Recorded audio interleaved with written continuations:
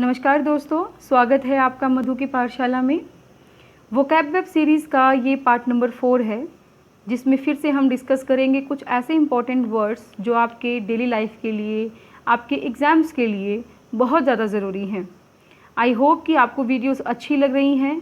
आप वीडियो को अंत तक ज़रूर देखेंगे कि कुछ वर्ड्स जो हम डिस्कस करेंगे कि उनको ट्रिक के साथ किस तरीके से याद किया जा सकता है जो आपके दिमाग में लॉन्ग लास्टिक रहे। तो चलिए सबसे पहले शुरू करते हैं। डेरोगेशन।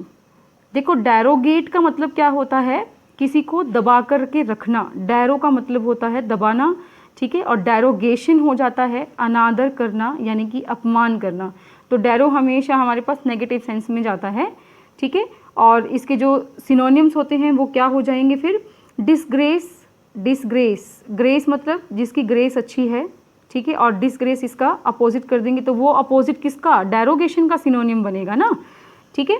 और क्या लिख सकते हो? डेप्रिशिएशन। डेप्रिशिएशन का मतलब होता है डेप्रिशिएट होना। डेप्रिशिएट मतलब कि कम होना।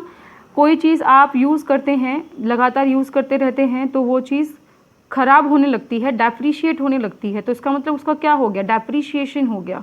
उस तरीके से भी हम उसको अनादर अपमान के साथ जोड़ सकते हैं भाई, ठीक है। जैसे रिस्पेक्ट में डेप्रिशिएशन होना, तो वो क्या हो गया? अनादर। एंटोनिम्स कैसे लिखेंगे? हाइपरबली।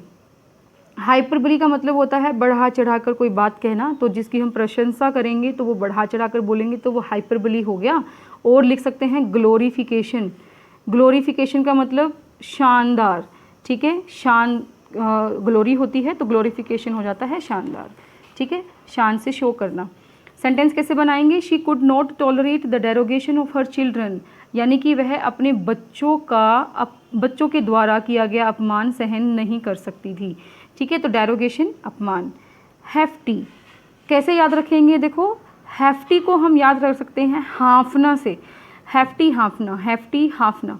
तो कैसे याद रखेंगे इसका मीनिंग? कि जो हैफ्टी होते हैं यानी कि जो मोटे होते हैं वही हाफते हैं ना, तो इस वजह से उसको उसके साथ रिलेट करा देंगे या कह देंगे कि हट्टा कट्टा, ठीक है। सिनोनिम्स हमारे पास जाएंगे इसके। एक तो हम ले सकते हैं मैसिव। मैसिव का मतलब होता है जिसके पास मास यानी कि स्पेस ज़्यादा होता है, वैसे ले लीजिए, मोटा हो जाएगा, ठीक है। या फिर हम ले सकते हैं इसको पावरफुल या फिर टफ, वो ले लेंगे हम हट्टे कट्टे के लिए, ठीक है। पावरफुल या टफ, ठीक है। और जो एंटोनिम्स जाएंगे इनके अपोजिट कर दीजिए, वो हो जाएगा टफ का। देखो हम ले सकते हैं यहाँ पे डेलिकेट। डेलिकेट का मतलब होता है जो सॉफ्ट होता है, ठीक है। और इसका जो मैसिव है, मैसिव का अपोजिट कर दीजिए स्मॉल। तो इस तरीके से हैफ्टी के स्मॉल और डेलिकेट हमारे पास एंटोनिम्स बन सकते हैं। सेंटेंस देखिए, she said that the film was full of hefty dose of comedy, यानी कि उसने कहा कि जो फिल्म उन्होंने देखी थी वह बहुत ज़्यादा कॉमेडी से भरी हुई थी, यानी कि हैवी अमाउंट थी उसके अंदर, किसकी? कॉमेडी की। तो हैफ्टी डोज ऑफ कॉमेडी हमने यूज़ किया। थर्ड देखिए, इमिग्रेट। इमिग्रेट में माइग्रेट एक वर्ड है ना, देखो माइग्रेट का मतलब होता है पलायन करना, यानी कि एक जगह से दूसरी जगह जाकर के बस जाना। तो इमिग्रेट का मतलब भी वैसे ही पड़ेगा हमारे पास कि प्रदेश में बसना, और इसको वर्ब की तरह हम यूज़ करेंगे। और इसके जो सिनोनिम्स होंगे वो कैसे ले लेंगे? ट्रांसमाइग्रेट। ट्रांस मतलब कि ट्रांसफ़र और माइग्रेट मतलब दूसरी जगह। तो ट्रांसमाइग्रेट हमारे पास हो गया प्रदेश में बसना। या फिर हम लिख सकते हैं रीसेटल। रीसेटल होना, एक जगह सेटल थे उसके बाद हमने कहीं और जगह ले ली तो वो हो गया हम रीसेटल, ठीक है। एंटोनियम्स हमारे पास हैं, इसका अपोजिट कर दीजिए सेटल। और ट्रांस माइग्रेट नहीं करना हमने तो हम एक जगह स्टे करेंगे तो वो स्टे इसका एंटोनियम हो जाएगा। Rohit decided to immigrate to America to find work. Rohit ने अमेरिका में माइग्रेट होने का डिसाइड किया है, बसने का डिसाइड किया है, टू फाइंड वर्क, वर्क ढूंढने के लिए। नेक्स्ट वर्ड देखिए, इसी से ही मिलता जुलता है, एमिग्रेट, ठीक है। एमिग्रेट में थोड़ा सा डिफरेंस क्या हो जाएगा? स्वदेश त्यागना। अब देखो एमिग्रेट होगा तभी तो इमिग्रेट होगा ना, स्वदेश त्यागेंगे तभी तो प्रदेश में जाकर बसेंगे। तो इस वजह से ये दोनों एक दूसरे के पूरक हो गए कि एमिग्रेट का मतलब हो गया स्वदेश त्यागना और इमिग्रेट का मतलब हो गया प्रदेश में बसना। तो एमिग्रेट को भी वर्ब की तरह यूज़ कर रहे थे, इमिग्रेट को भी हम वर्ब की तरह यूज़ करेंगे। सिनोनिम्स हमारे पास फिर से हम देख लेते हैं इसके। रीलोकेट, लोकेशन एक थी दूसरी जगह ली तो रीलोकेट, ठीक है। फिर से हम इसको लिख सकते हैं रीसेटल, कोई प्रॉब्लम नहीं है, दोनों ही एक जैसे वर्ड हैं। एंटोनियम्स जो रहेंगे हमारे पास, एंटोनियम्स हो जाएंगे सेम वही, अवेट हम लिख सकते हैं। देखो वेट हम कहाँ करते हैं, जहाँ हम रहते हैं, ठीक है, तो रहेंगे तो अवेट करेंगे, ठीक है, या फिर रिमेन। सेंटेंस देखिए, he decided to emigrate and start new life in Australia. उसने डिसाइड किया एमिग्रेट करने के लिए, यानी कि स्वदेश त्यागने के लिए, और उसने ऑस्ट्रेलिया में नई लाइफ स्टार्ट की करने की, ठीक है, तो ये डिसीजन उसने लिया। तो एमिग्रेट मीन्स स्वदेश त्यागना, और वर्ब की तरह हम इसको यूज़ करेंगे। नेक्स्ट वर्ड देखिए, विजिलेंट। देखो विजी में हमारे पास एक वर्ड छिपा है विजिबल, ठीक है, और जो विजिबल होता है इसका मतलब जो दिखाई देता है, और जो देख रहा है विजिलेंट, बहुत अच्छे से जो देखेगा वो हो जाएगा विजिलेंट। तो वो चौकन्ना रहेगा ना, जागरूक या सावधान। तो विजिलेंट का मतलब हो गया चौकन्ना, और एडजेक्टिव की तरह इसको यूज़ करेंगे। तो कौन होते हैं विजिलेंट? जो अटेंटिव होते हैं। तो अटेंटिव वर्ड हमने इसका सिनोनियम ले लिया, ठीक है, या ऑब्जर्व करते हैं जो, तो ऑब्जर्वेंट, ठीक है, अपोजिट कर दीजिए एंटोनियम। जो अटेंटिव नहीं होते, केयरलेस होते हैं, ओके, या फिर हम कहेंगे अनअवेयर। तो अनअवेयर का अपोजिट अवेयर भी हम इसके सिनोनियम में डाल सकते थे, वो आपकी मर्जी है। देखो एक वर्ड के साथ हम बहुत सारे वर्ड्स ऐसे सीख रहे हैं, ठीक है, तो होप कि आप वीडियो लास्ट तक देखेंगे। देखियो सेंटेंस में कैसे यूज़ करेंगे कि be extra vigilant what you eat और ड्रिंक। जो भी आप खाते हैं पीते हैं उसके लिए आपको एक्स्ट्रा विजिलेंट, एक्स्ट्रा जागरूक होने की ज़रूरत है, क्योंकि हमारा खाना पीना ही हमारी सेहत को देखता है, ठीक है। अगर खाना पीना अच्छा नहीं रहेगा तो सेहत भी अच्छी नहीं रहेगी, तो इसलिए बी एक्स्ट्रा विजिलेंट। सिक्स्थ देखिए, स्टीड फास्ट।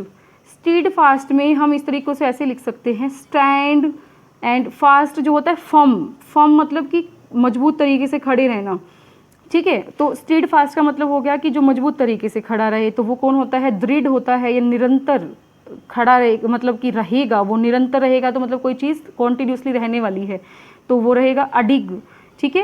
एडजेक्टिव की तरह इसको यूज़ करेंगे। अब इसकी मीनिंग देख लीजिए सिनोनिम्स में।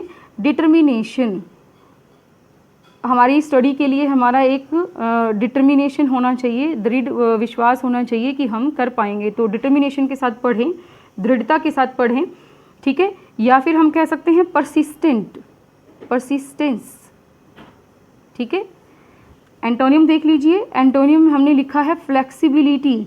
फ्लेक्सिबिलिटी को हमने किस तरीके से समझना है? जो फ्लेक्सिबल होता है, जो चेंज होता रहता है। अब जो चेंज होगा वो दृढ़ तो नहीं हो सकता ना, ठीक है, तो इसलिए फ्लेक्सिबिलिटी इसके एंटोनियम में लिख सकते हो, या कह सकते हो हेडलेस, ठीक है, क्या कह सकते हो? Headless, okay. They should remain steadfast on their faith, उनको अपने विश्वास पर अडिग रहना चाहिए, ठीक है। यानी कि जो भी फेथ है, चाहे वो भगवान में है, चाहे अपने आप पे है, चाहे किसी और पर्सन पे है, तो उस पर क्या रहना चाहिए? स्टीडफास्ट रहना चाहिए। नेक्स्ट वर्ड देखिए, स्टीरियोटाइप। स्टीरियोटाइप को हम कैसे लिख सकते हैं? Studio, stereo, studio. स्टूडियो में क्या बनती है? इमेज। तो वो हो गया जैसे कि रूढ़िवादी धारणा। हम किसी के बारे में जब कोई धारणा बना लेते हैं तो वो होता है हमारे पास रूढ़िवादी, ठीक है। और इसको नाउन या प्रोनाउन, नाउन या वर्ब की तरह इसको यूज़ किया जा सकता है। अब देखिए इसके सिनोनिम्स जो बनेंगे वो बहुत इंपॉर्टेंट बनेंगे। जैसे कि पहले मैंने लिखा है cliché, CLICHE, cliché, and archetype. Archetype देखिए कि क्लीशे जो है एक ऐसा वर्ड है जो बहुत इंपॉर्टेंट रहता है, बहुत ही चलन में है, और आर्केटाइप का मतलब है पुराना, यानी कि वही रूढ़िवादी।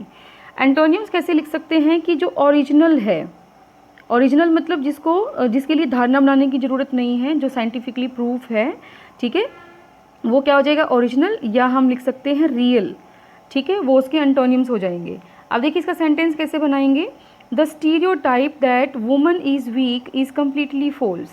यह धारणा कि औरत वीक होती है कम्प्लीटली फॉल्स है, गलत है।